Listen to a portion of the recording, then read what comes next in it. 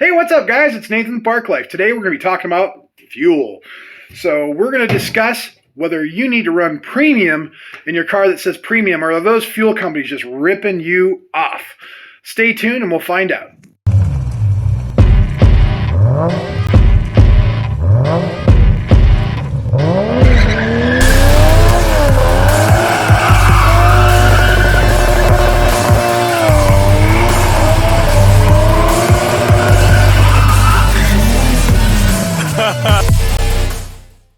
So yeah, guys, I actually posted on another social media a little short video. I'll put it up here somewhere so you guys can hear it. But basically, this lady prefaced a video with, "Hey, I've got a Mercedes. I've always put regular. It says it requires premium. It doesn't. It runs fine. My BMW ran fine." And we're going to discuss if that's true, how it affects you. Am I the only one at gas stations that really think that the premium is a scam? I have a Mercedes and I've not once ever put that in my car. I had my BMW, never put it in that car, and they're fine. I mean, like, I can't put diesel in it. I know the difference between those, but like, come on, you're scamming us. I'm going to try to keep this as simple as possible, since if you're asking this, it's probably something where you just want to know, do I need premium in my car? And does it make my car run? Like, can I run regular, or am I just getting ripped off? So the first question we ask is, does my car even say it requires premium? Am I going to gain horsepower? Do I get horsepower from running nothing but premium? In short, absolutely not. There is zero performance gain to running anything in regular over the highest premium. You can run 110 octane. If your car is not designed to utilize that, it's not going to matter. Does not matter, period. And the amount of guys at the track that I'm seeing, they have like a brand new whatever, stock as can be. It's a low compression, blah, blah, blah, blah, blah. I run premium so I can get extra horsepower. False. Not true. Not happening. Doesn't matter. Unless you got mods, unless you were upping the compression, forced induction, nitrous, all these different things. If you're not doing that, then all you're doing is putting extra money to waste. It doesn't help you a bit. When it comes to octanes, does not affect your performance. Now, we're not going to get into alcohol and all that other stuff, and why it produces more power, and we're getting into the basics. We're talking 87, 93. What does it do for me? You see what I did there? Anyways, basically, so I run, obviously, I have the Supra. We have the MR2 behind me. We have the Lexus SC300 that's turboed out there. The SC300, for instance, has 10-to-1 compression. And on top of that, I boosted it. It required premium from the factory. This guy behind me, the MR2, came with a 2.2 liter. Basically a glorified Camry motor. It is a Camry motor. It's a 5SFE. Great motor. Nothing wrong with it. But it does not require premium. It's a naturally aspirated motor. I don't know what the compression is off the top of my head. If I had to take a shot in the dark, somewhere between 8.5 and like 9. I don't know for sure, but I know it's not a high compression motor. That's the only point. Regular gas. No benefit to running premium, period. Now, do you think I run regular gas in the Supra or regular gas in the MR2 now that it's motor swapped and everything? The SC, do you think I do? Well, I also have an Armada out there. That takes regular gas. Why would I run premium? I don't know. Let's talk about it. What is the purpose of premium gas? Premium gas has a higher threshold. This is all it is. A higher threshold to detonation. In other words, it does not ignite as easily. So under compression, so if you have an 87 octane, right? 87 octane will not have the same detonation protection, because as you compress the cylinder, heat and pressure builds up, and you can get detonation, which is where your cylinder actually, before the spark even happens, as that cylinder comes close to top dead center, boom, fires before that little dingly dong spark plug you got in there goes off. Why is that bad? Well, because for one, you're not at the correct position, so your piston's sitting, still trying to travel up, and you're having an explosion in there, and that piston's got to keep going. So you're putting all that pressure onto the top of your piston, your ring lens, your oil ring, And then, not to mention, your rod down below, your rod bearings, your wrist pin, all of that's taking that unnecessary stress.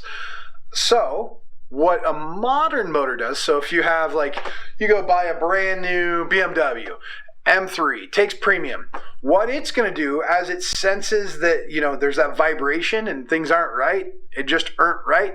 So there's a little knock sensor in there that measures the vibration in the engine. If the vibration gets too high, it reads knock, detonation. It goes back to the computer and says, hey, I'm vibrating over here, making a 5-volt signal. We need to do something. The engine, modern computers, that sort of thing, it'll retard the timing, add some fuel. It takes care of business for you. So, cool. I can run regular in my car and it'll run perfect. No, false. So if you're running 91 octane in your car, and it requires 91 octane, what happens is you have this perfect harmony, because that engine is running on, just 10-to-1 compression. What compression is the amount of times the air collapses in on itself. So 10-to-1. 10-to-1 compression means you're taking 10 parts, making it into one part. That's a high compression, start of a high compression motor. 11, 12, 13, modern race motors, 15. It's crazy how high they can push it because of modern computers and how fast they are in response and retarding the timing, adding more fuel, blah, blah, blah, correcting air fuel ratios through fuel. Really cool stuff. But if you're running 91 octane, basically what you're saying is, as that cylinder compresses and you get that pre-detonation, that vibration has already happened.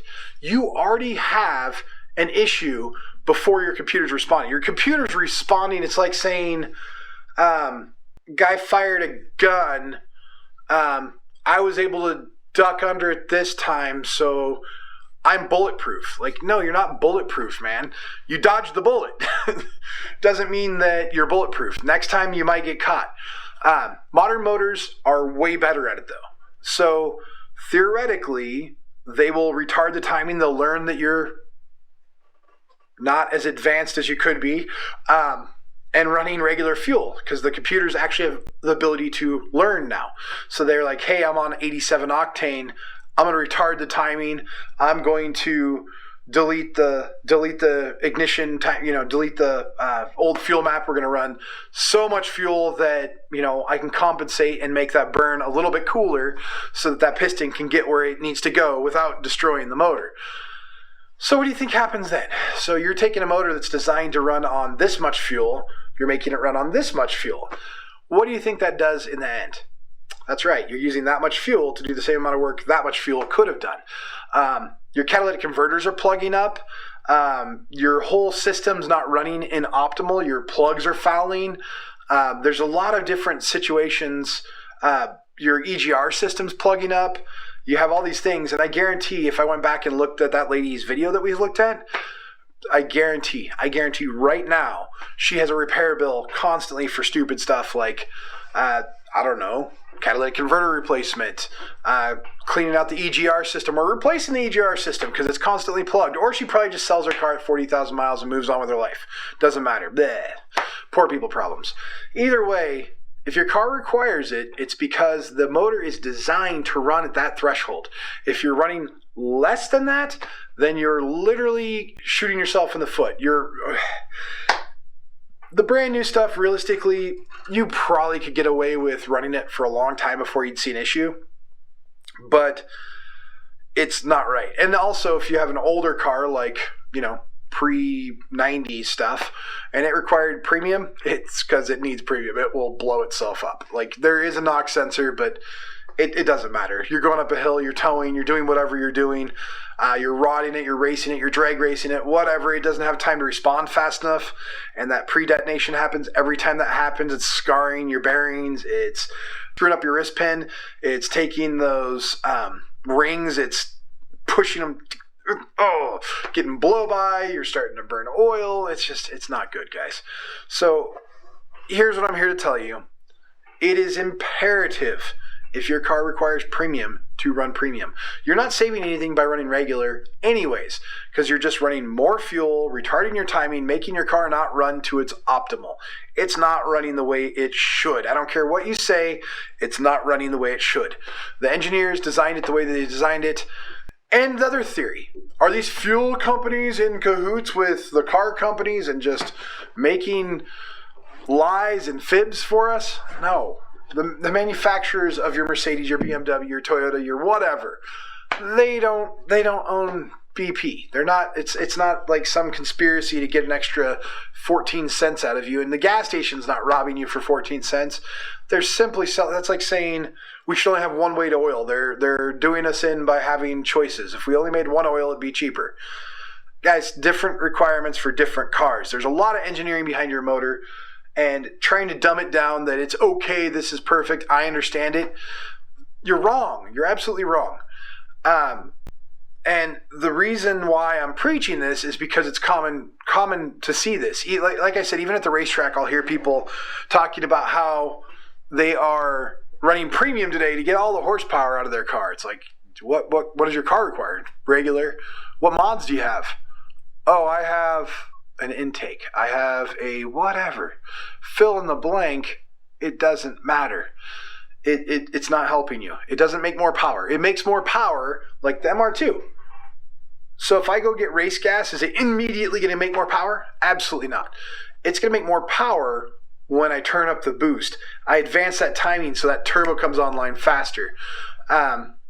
These are things that I can do to take advantage of the fuel, but the fuel in and of itself does nothing for me.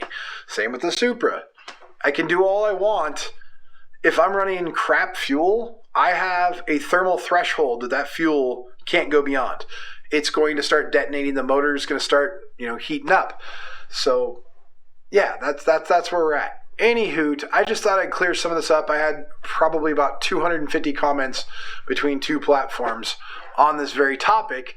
So I thought, hey, there's a need to cover that. So, yes, you need to buy premium if your car requires premium. I hate to be the bearer of bad news. I hate to be the guy that tells you, yeah, spend the extra 20 cents a gallon. It's worth it. Or buy a car that doesn't require premium. My wife doesn't want premium. She hates cars that require premium. But all my cars require premium. Her car doesn't. Yeah. Anywho, I hope this cleared some questions up. If you guys have more questions, please comment down below. Like and share the video if it was helpful. I appreciate you guys. Channel's been growing great, and I just appreciate all the comments and everything else. Thanks so much, guys, and stay tuned.